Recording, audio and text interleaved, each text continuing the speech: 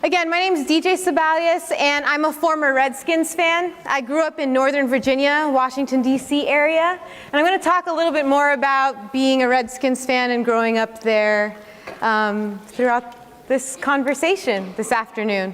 So as Sam was saying, I started working with them about 11 years ago, and what really mattered to me were the Social 119 groups.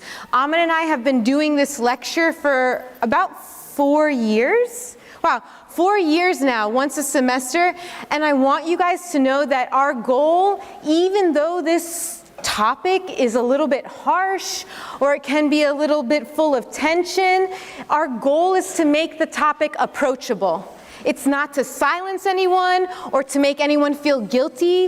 It's to actually talk about the uncomfortable things, because that's what I loved about Social 119 recitation. So Amin and I, as we talk about a little bit of history, just a little bit, okay? Just a little bit of history, some of the social issues now, what we're doing through his eyes is bringing you a little bit closer to that history and experience through a Native person. Thank you. That history and experience through a Native person's eyes. We're going to shine a little bit more light on what it's like to be Indigenous in this region.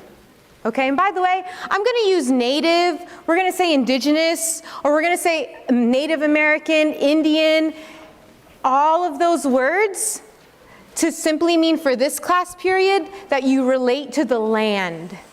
You are of the land and you understand that you're connected to everything. Okay? So we're going to use those words interchangeably. I'm going to turn it over to Amin. And I really appreciate the respect that you're giving us this afternoon. How Tioshpai. Indigenous guys also hakun. Makwa do them. Mato. Hello everyone. My name is Amin Bailey. I am a chaplain for the DOC, or Department of Corrections, as well as federal. And I'm very happy to be here today because it allows for a greater understanding with some people that don't necessarily have that understanding, or you weren't taught that in school. So this is a great opportunity for me, and it's also a great opportunity for you. And I thank you for being here.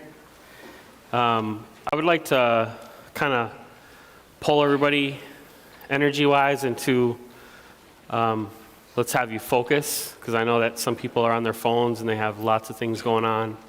So I just want to pull you right into the center so that you can begin to open up and empty your cup so that you can fill it with new things.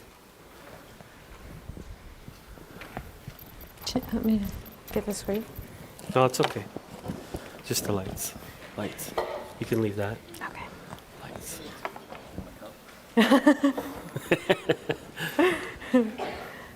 I ask that you do not record these songs that I sing. They are very sacred. They're over 300 years old, and they're still around to this day. So I ask that those lights.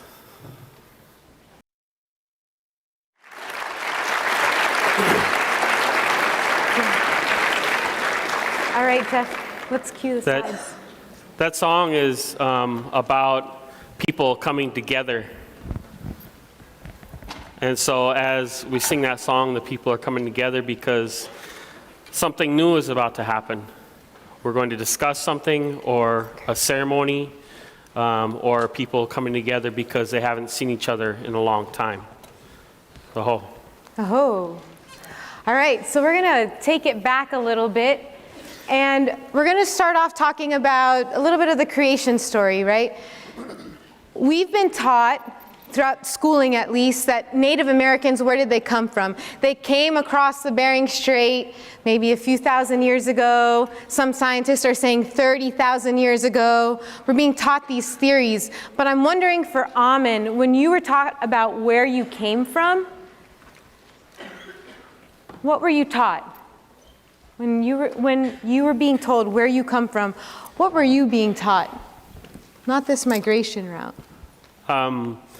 We actually are from the land, and just to kind of correct things, theories have not been proven, and so that land bridge theory is still a theory, and it's definitely falling apart. So a lot of people, a lot of scientists, a lot of people with a lot of knowledge are racing out there to save that theory, and so it's falling apart. We're from the land. Our people are from here. If any of you know about Atlantis, Atlantis was an island, and our people were from there and from Turtle Island, which you currently are on right now, which we call United States, or the U.S. North of America. So, go ahead. I was going to say, so we're taught different stories, right? I've been taught growing up that, and I went to school here. I was born and raised in Alexandria, Virginia. I go back home to the Philippines a lot, and I'll talk about that maybe a little bit about my own indigeneity. But growing up, I was taught not the creation story that Amin is sharing a little bit about Turtle Island. Next slide, Jeff. I've been taught about history starting here. Okay, so this is a map. You might have seen this. This is a map of settlements happening up and down the coast. And we're not just talking about the east coast of the United States, we're also talking about settlements happening in Central America and right around the waterways of the Great Lakes. Right? That's when history started for myself going to school here in the US. And those waterways were really, really important because those were the major highways. This map is from 1684, so that's pretty dated, right? That's a bit about the history I'm learning. But that's not actually what's going on at the time of settlement. And that's where the history and the tension is starting to come from. Because before this, next slide, Jeff, before this we have this map. This map is showing the fluidity of native people who are inhabiting this land before settlements were occurring. So if you look down here, we've got Choctaw in the southeast. I'm just naming a couple of tribes. Arapaho in the plains. We have the Iroquois and the Six Nations tribes still living in the New York area, right? Great Lakes. I met Amin right up here in Ojibwe territory. And you notice the lines are different? The lines are different. People were living very differently. When you're of the land, your mindset is different. Next slide. Your mindset is different when you know you're connected to everything. Is someone in the front, does someone in the front speak Spanish? Okay. Do you want to translate, or I can? But yeah. So would you mind reading this sign and translating? Ningún ser humano es ilegal. Can you tell them what it means? Nobody's illegal. No human is illegal. From your position, what do you think of that sign?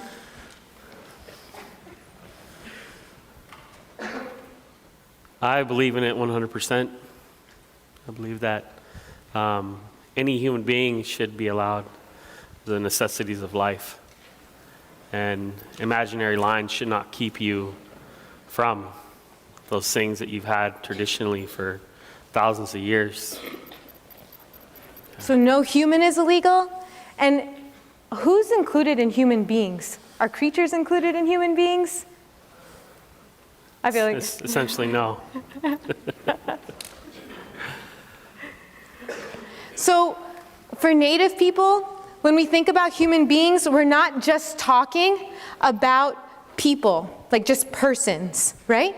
Personhood is a lot more expansive. So go to the next slide, Jeff.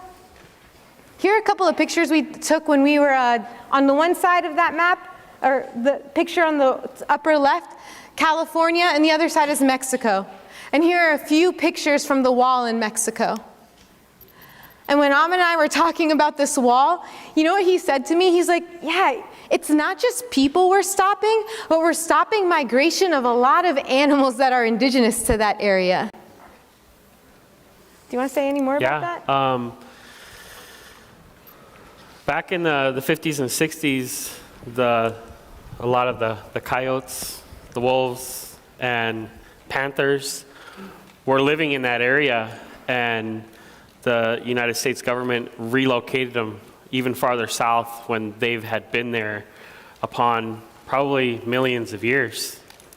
And now they keep coming back because they know this. They've always had a connection, and no matter how far you take them away, they're always going to come back.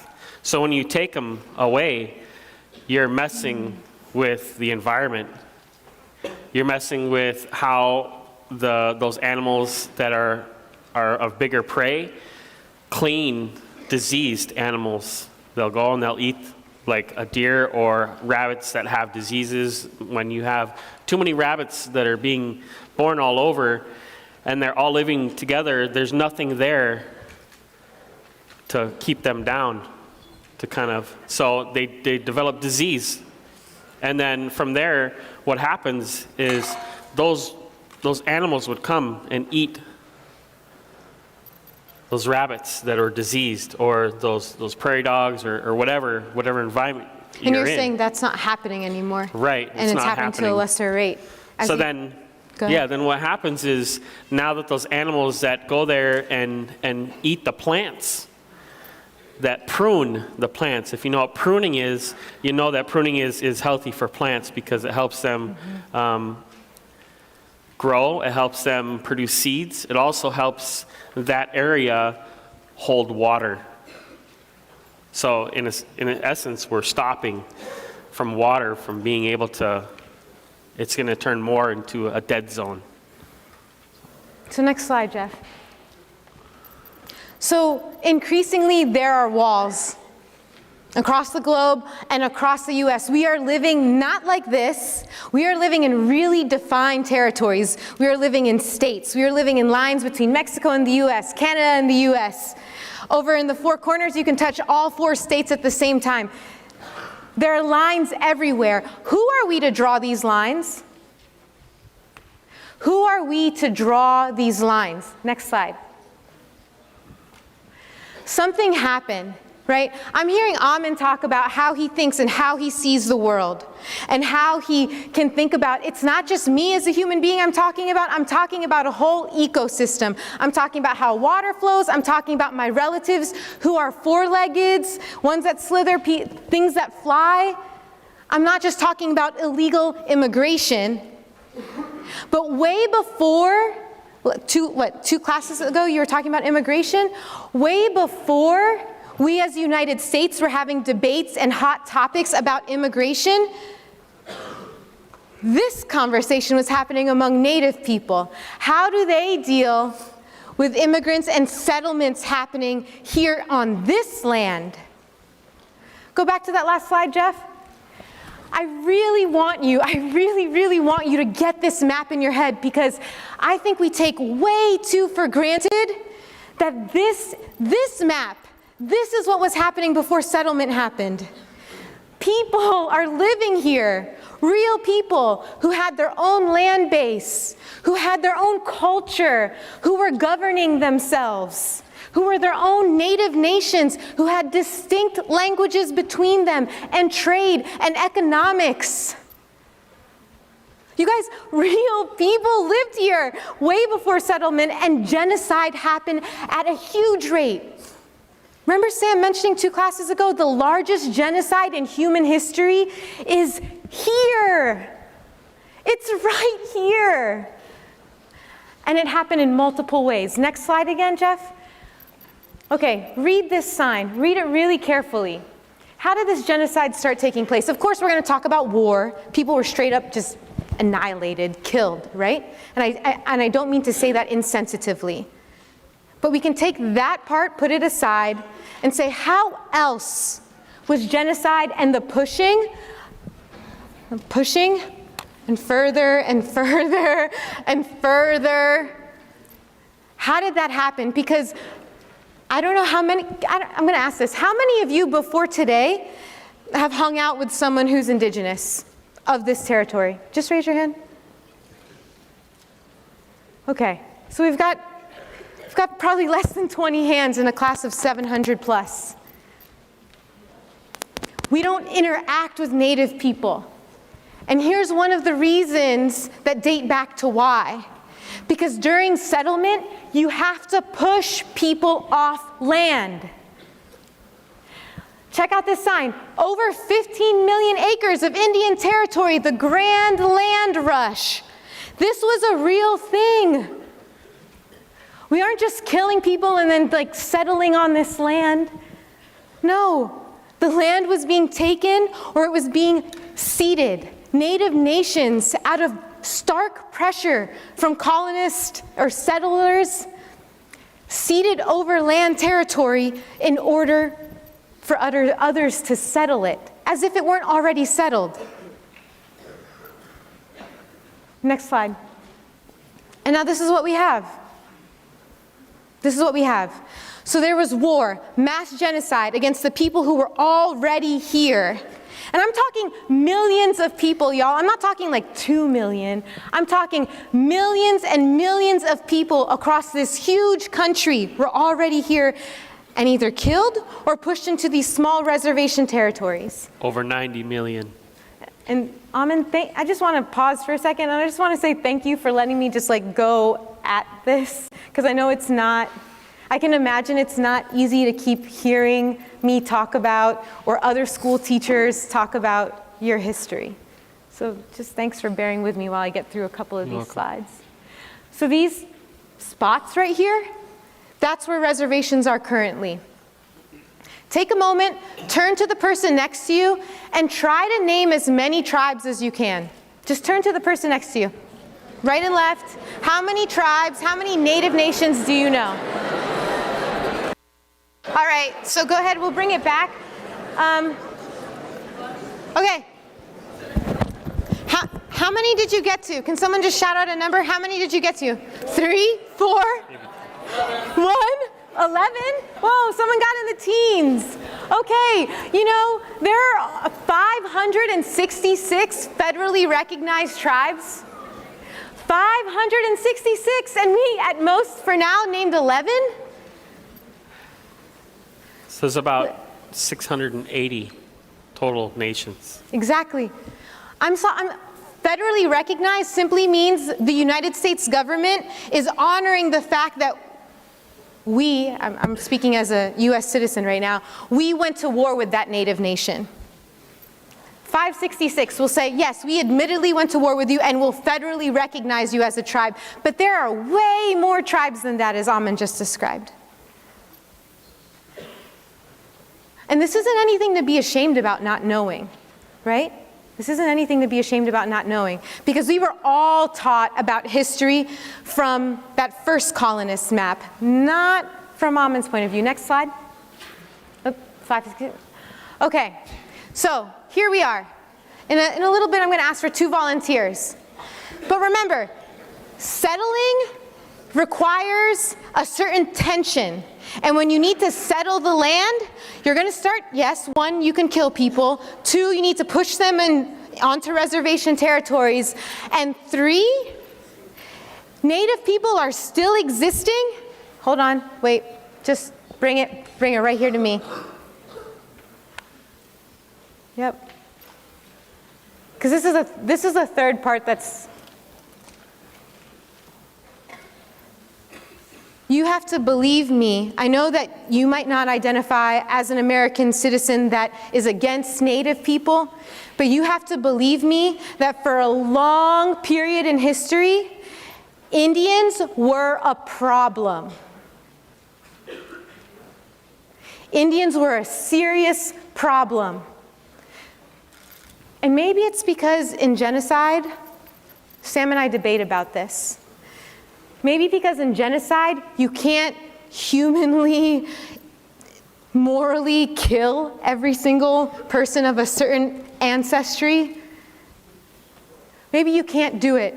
And Amin, if you can't kill all the people who are a problem for you, and you're running the United States country, what would you do next if you can't kill him? I would throw them in big prisons. Can you say that a little louder? I would throw them in big prisons, fenced off, barbed wire, and I would set up people with guns, so if you even cross that line, then you were considered hostile, and we'd kill you. Even if you're just going to retrieve a deer, we'll still kill you. To feed your family, we'll kill you. You'd kill people if they were trying to get deer? Yeah, because they're going off that, that allotment. Prisons, we can equate to them, because you can't actually legally put people in prison for just being who they are. For General Pratt, prisons and the way Amin is talking about it is schools. Read this, take a moment, let's just read this quote together. A great general has said that the only good Indian is a dead one. And in a sense, I agree with that sentiment. But only in this, that all the Indian there is in a race should be dead. Kill the Indian and save the man. Carlisle boarding school, I'm talking about Carlisle, Pennsylvania, an hour and a half away from State College, was one of the first locations of Indian boarding schools that started in 1800. And went on and on through your grandparents' generation. It's not that long ago that these things ended. So, Officer Pratt,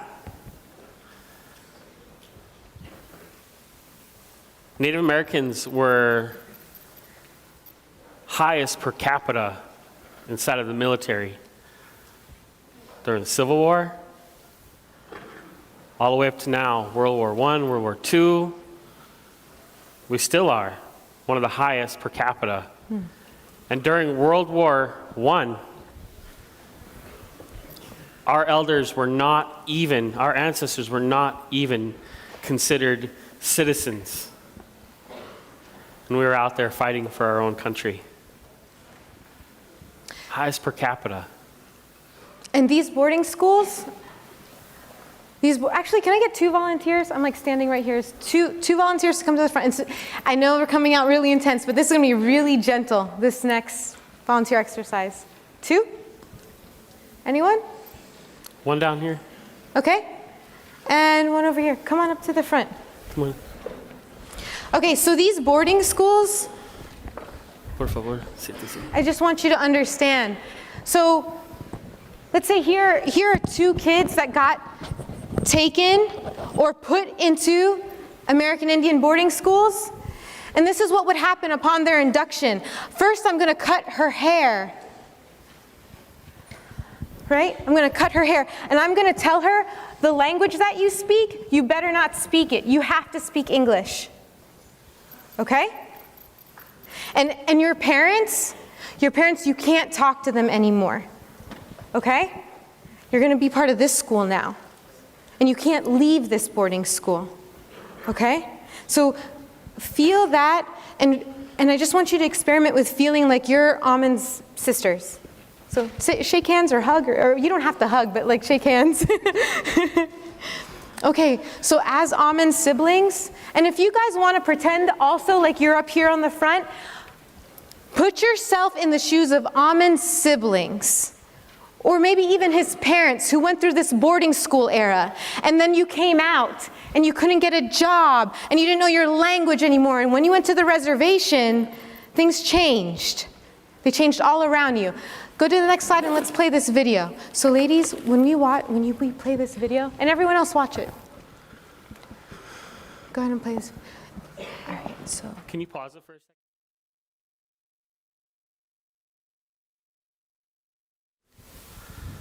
Of your indigenous language, I will beat you. Okay, even if you're talking to your sister, I will beat you. I'll lock you up in the closet, you will not get fed until you tell me the first 4 presidents. If you can't say all 4 presidents, then you're not getting fed tonight. And I know that one of you knows, but I don't want to call on you. You tell me the first 4 presidents. You only know two? Well, you're not eating tonight. How do you feel, just real quick, how do you feel inside being told those things? This is you starting school. Oh, here. Scared. Scared, yeah. I don't know, like I would just feel like who are they? You're confused too, right? Who are they to do this to me? Okay, let's hold those feelings and watch this video. Remember, you're watching this like you're Amon's brother and sister. Thanks for watching that. So I want to ask Amon's siblings, how did you feel watching this video just now? And you can just say, and it can be any kind of raw emotion or like continue with the confusion, however you feel. Speak the truth. I don't know, I just feel like I take what I see from there and then I take like what I learned in school and it was like more fleshed out in the video because like, you know, like in elementary school, they're not going to show too many pictures of like dead people and stuff like that in the textbook because like they're little kids. So it's like, okay, but then like, I just feel like bad, like you said, like to imagine like if that was like my family, stuff like that. And it's like, that sucks. Like I don't have a word like that's more like that sucks. Or, like, Yeah, you kind of feel like, whoa, here's a little bit more of the truth and oh man, that is not a pretty truth. yeah, because I was thinking like some of the pictures, like I know like South America and stuff like that, like there's a lot of Native American still there, like and stuff like that. So like some of the pictures, like one of them, it was an older woman and she looked like my great grandma, and I was like, wait a second, pause. And then like my mom, she told me when she lived in Ecuador, she was like, one of my nannies was like a Native American there, and she would like tell me, like she would talk like in her language and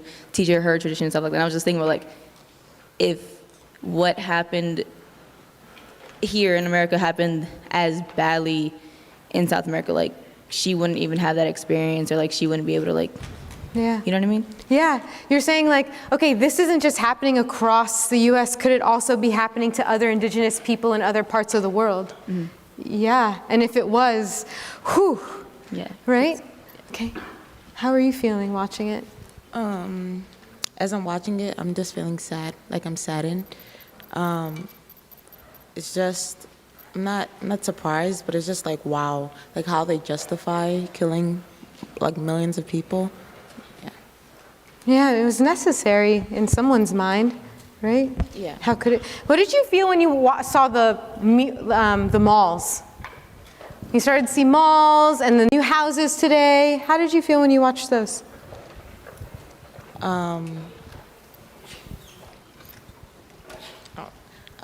I can't really say how I felt. It was more like, wow, this is America. Like this is what they killed people for, like their own pleasure. Ooh, they killed people for their own pleasure.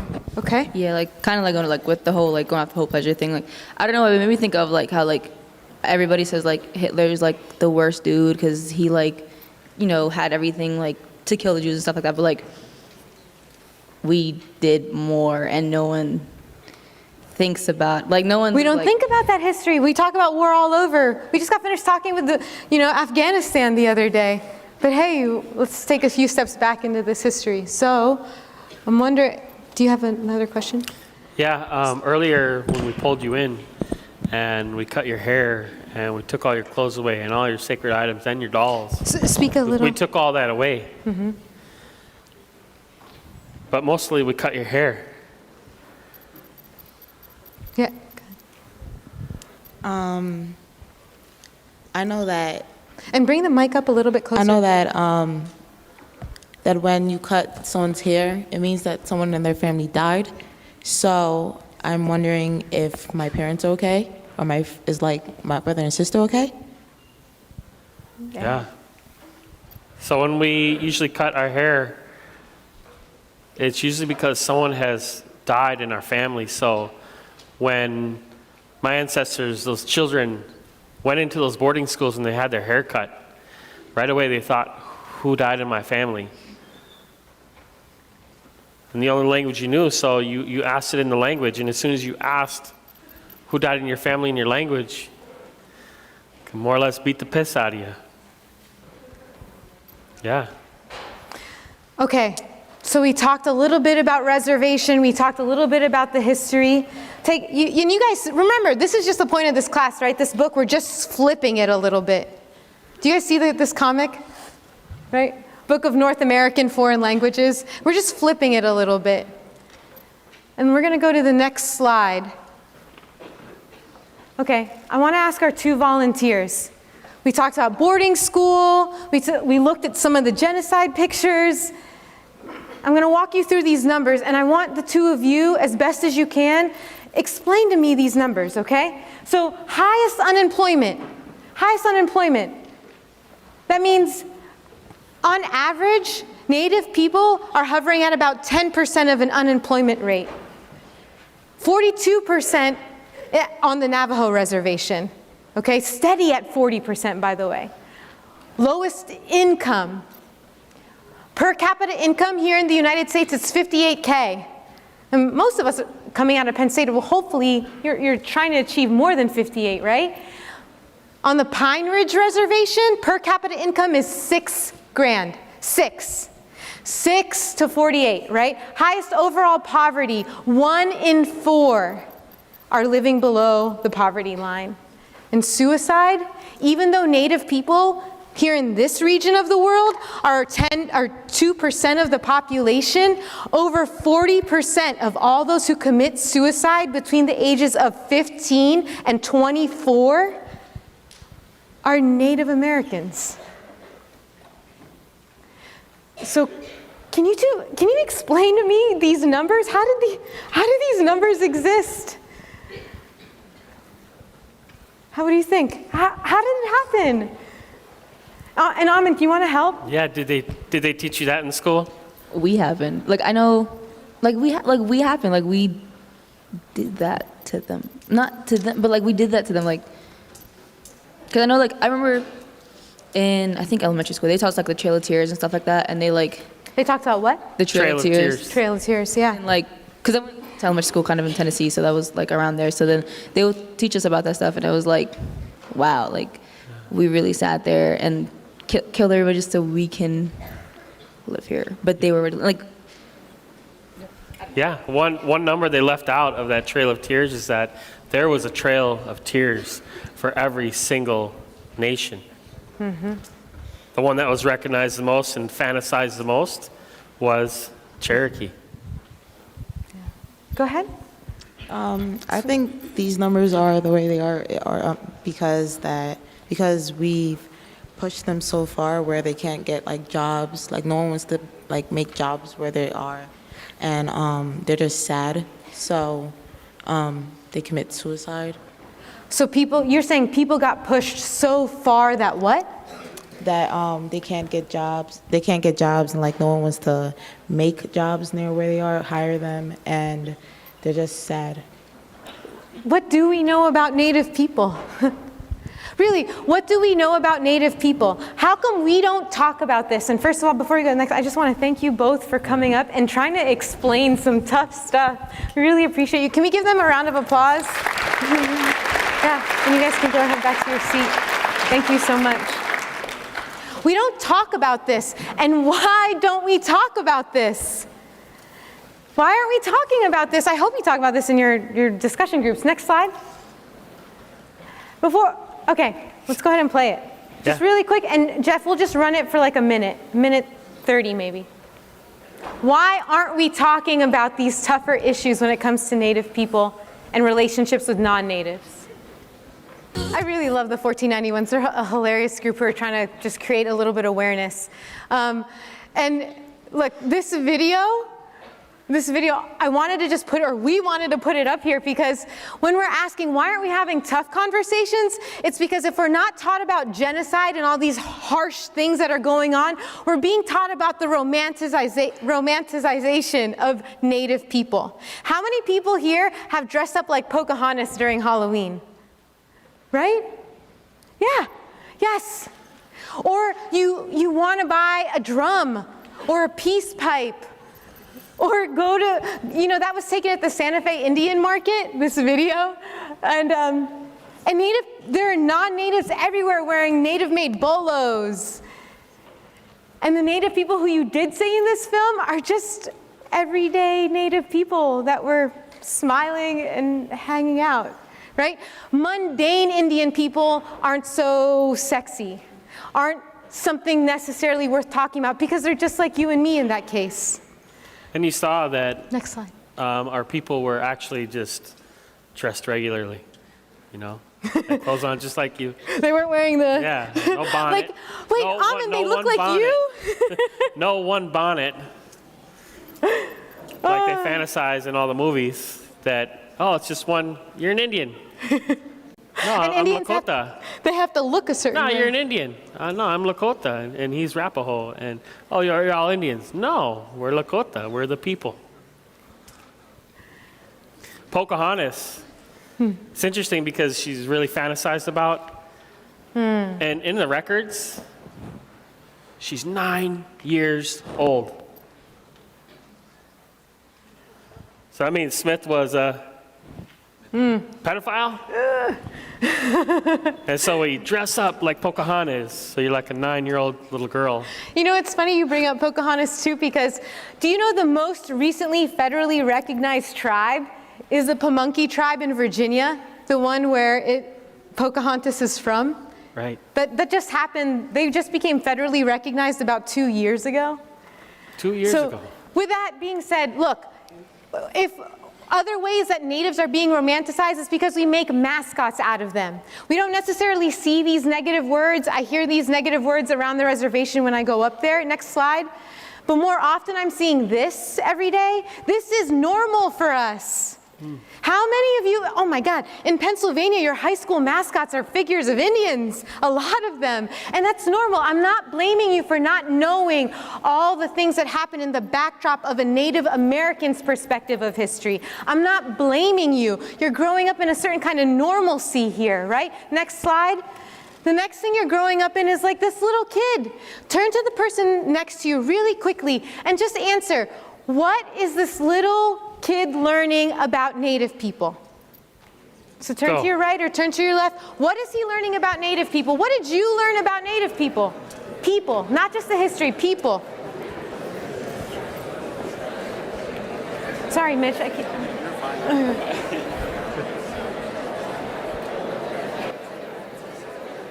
Yeah, we're doing good.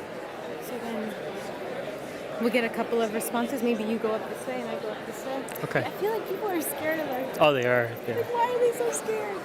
It's because it's not talked about. It's not talked about How can we make it okay for them to talk about? because we need to create dialogue. Huh? I'll take care of it. Okay. Yeah. You're gonna so you're gonna bring them back? Yeah, you're gonna ask them. Yeah, I'll take care of it. So whenever you're ready, bring them Yeah. back. Okay.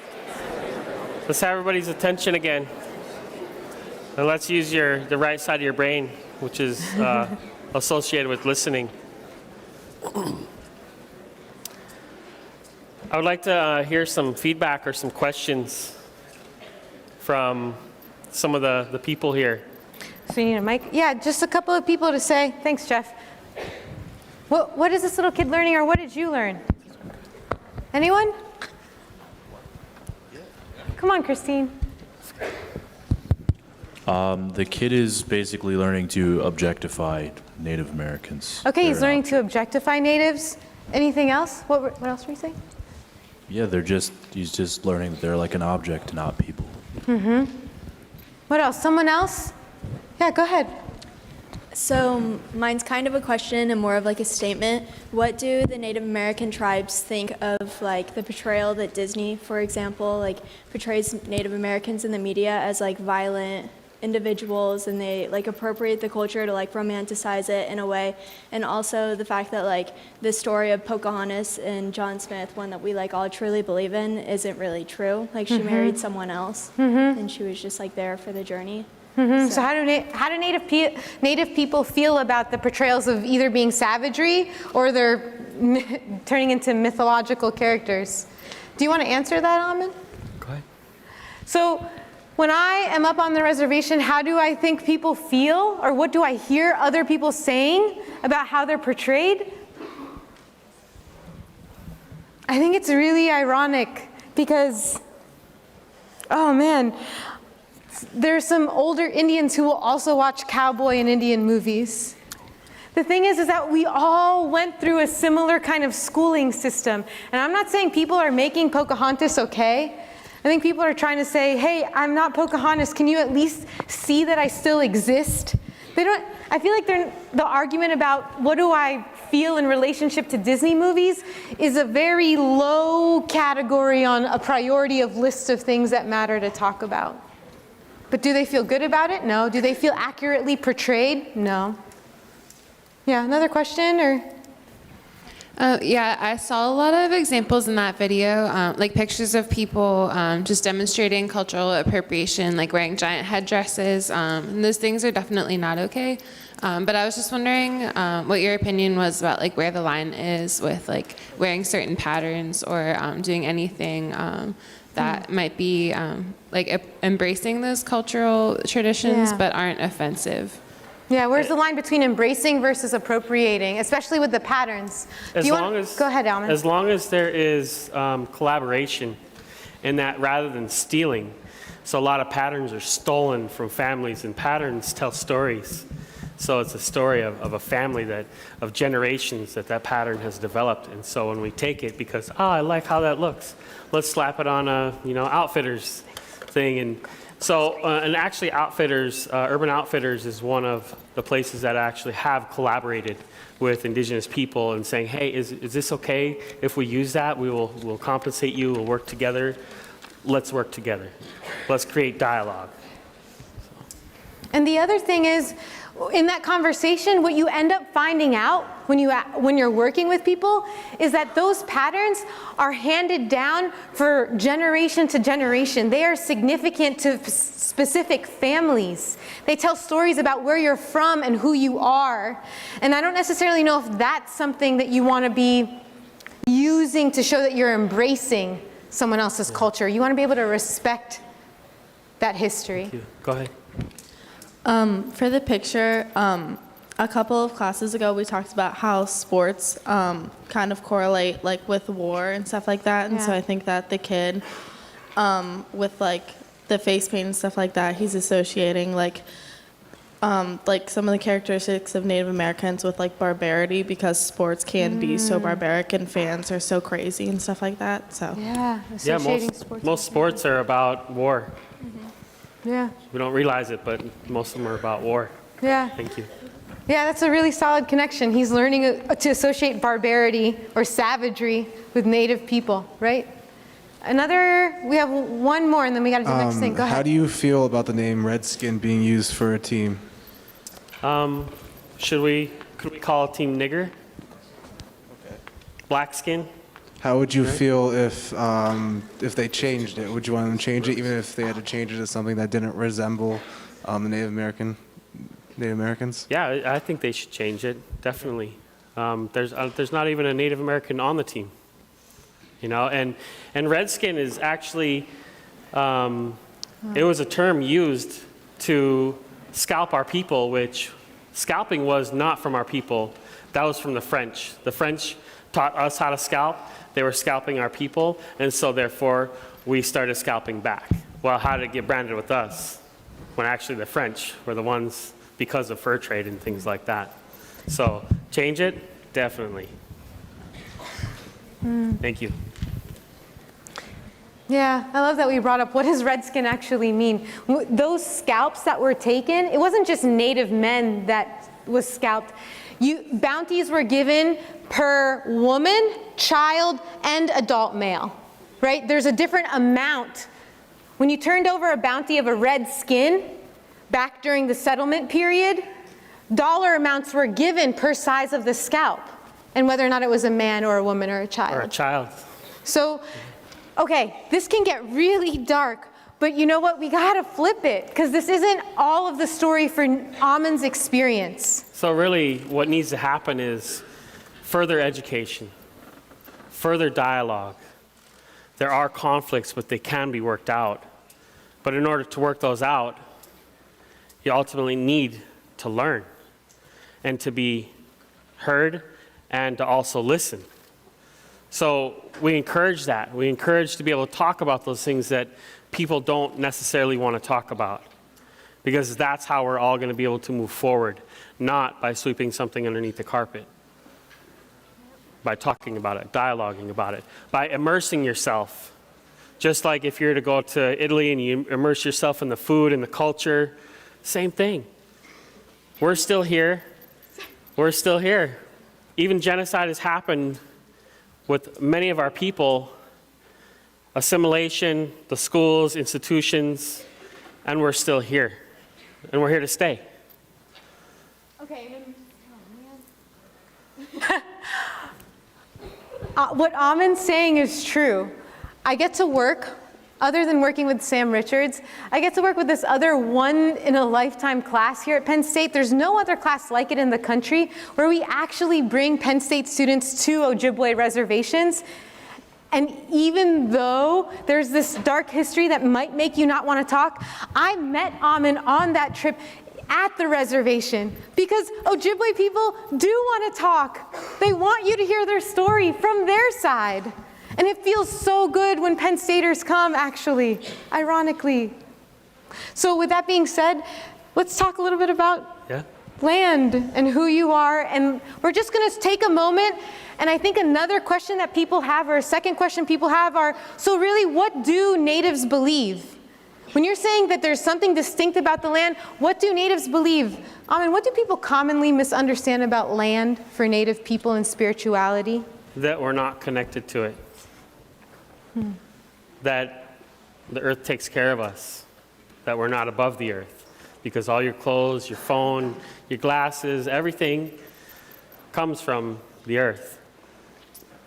And it's not a resource. We use that word resource a lot, but it's not a resource, because a resource is something that is replenished. And you could use the sun as a resource because it's constant. It'll be for a long, long time. But coal in the ground, that's not a resource, that's a source. Things like that on the earth are sources. So for us, we connect with the land. We know that by us harvesting our wild rice, we're actually helping to plant that so it grows next year, so that 7 generations from now, that rice will still be there. So this is an image of wild rice. That's Amin in the back of the canoe wearing the hat and his racing buddy. Can you go to the next slide, Jeff? Here's what the rice fields look like out in Ojibwe Indian, well, you can call it Indian country. So beautiful. Can you, Amin, can you give us just a window in? And I don't know if you want to give us an experience of it, or can you just give us something about spirituality for Native people from you, though? Not what we could read, from you.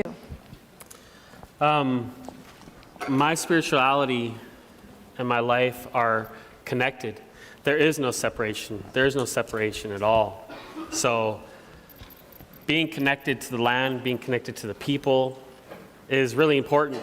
So how I live my life daily and how I walk my life daily and the decisions that I make daily, I always think and ask myself, this decision that I make, how will it impact the next 7 generations? If I take now for instant gratification of popular culture, is there going to be something for my kids' kids' kids?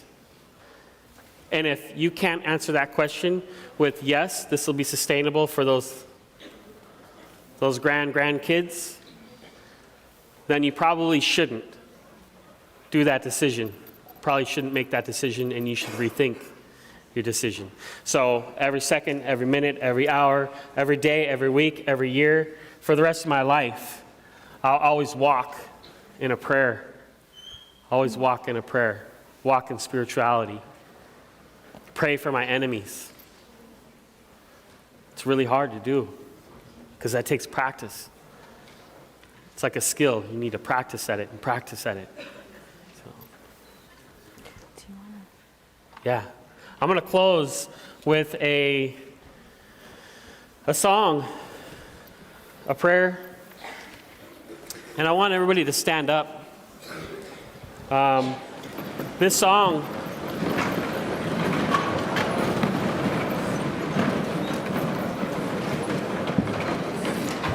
This song was by a couple of our veterans as they were out there fighting in World War II. They came up with this song because all this bombs being dropped everywhere and people being killed. As we were killing ourselves, we were destroying the earth. And so it's one thing to kill ourselves. If we're going to do that, okay, but not destroy the land while we do that. So this is a veteran song about standing up for Mother Earth, because she's going to provide for us if we take care of her and act very soon now.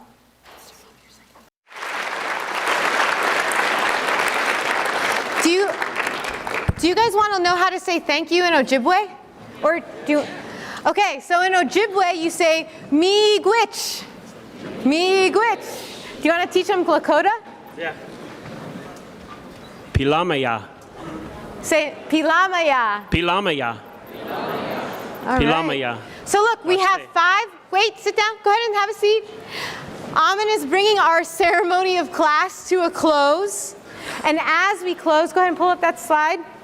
One thing I want to do is we're really sincere when we're saying dialogue matters, right? And one way to access that dialogue directly with Native people is through this Penn State course, okay? So I want to give you that information. The other thing we want to do is just take a couple of minutes to ask, what other questions do you have? What other questions do you have? And if you don't have one, I have one for you. So raise your hand if you have a question for Amin or myself. Okay, we've got one up here. Do you want, and Jeff, you want to run up there? Or?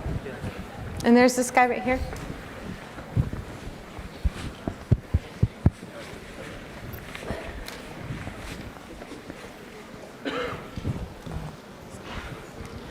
I just wanted to know what your thoughts were on the Native American History Museum in DC, and what you know about funds that they get, because I know it's one of the only museums in DC where you have to pay. And I was wondering if you knew if that money went to any Native American tribes, or if you wish that instead of a museum, the money had gone to tribes. Whether the money goes to the people, I'm not sure about that. That would be good, something good to look into. But that building, I love that building because it shows that it was carved by the 4 winds, and it's smooth, and it's just a beautiful place because a lot of our nations have their ceremonial artwork that goes there for a period of time so that people can learn from that, and then that gets taken back to the people rather than our stuff stolen and taken over to England and auctioned off. So we're really doing our best to recover a lot of things that have been stolen. Nice. And we had another question over here. Well, basically, what does it mean to be Native American in today's society? Are you more or so retaining your spirituality, and would you like to pass that on to your descendants? Yeah, I love this question. So he asked, what does it mean to be Native American today in this society? Amin, I can answer this, but I also wanted to ask you, so if we can do this one both, if both of us can do this one together. So I think what being Native means in the society today, okay, I'm going to share something really personal. And I just shared it with my class last night, this class.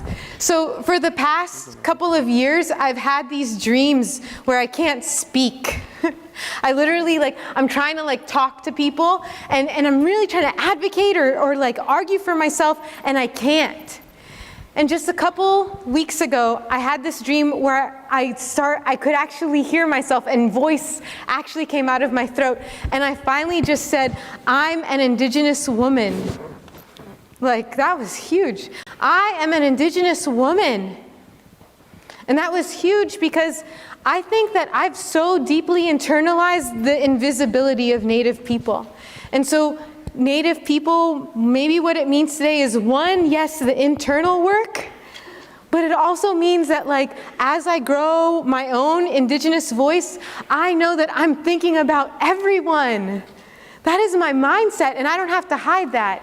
Just go back one slide or two. There's that one. Okay, yeah, that one. You guys heard about No DAPL, right? Defending the pipeline? Native people aren't doing that for Native people.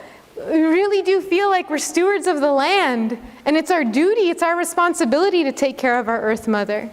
Yeah, there's 17 million people that are south of that pipeline from all walks of life. And all of those people have kids. And so we were fighting, and we still continue to fight. And it's not protesting, it's called protecting. Big difference there. It's about protecting.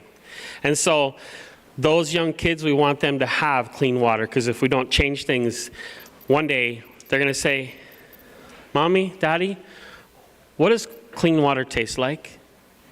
And you're going to have to describe that to them, because they're not going to have that.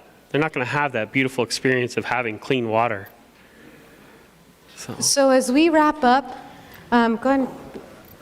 4 years ago, one of our really dear elders came to Penn State and was giving the lecture for this class. This is Dennis Banks.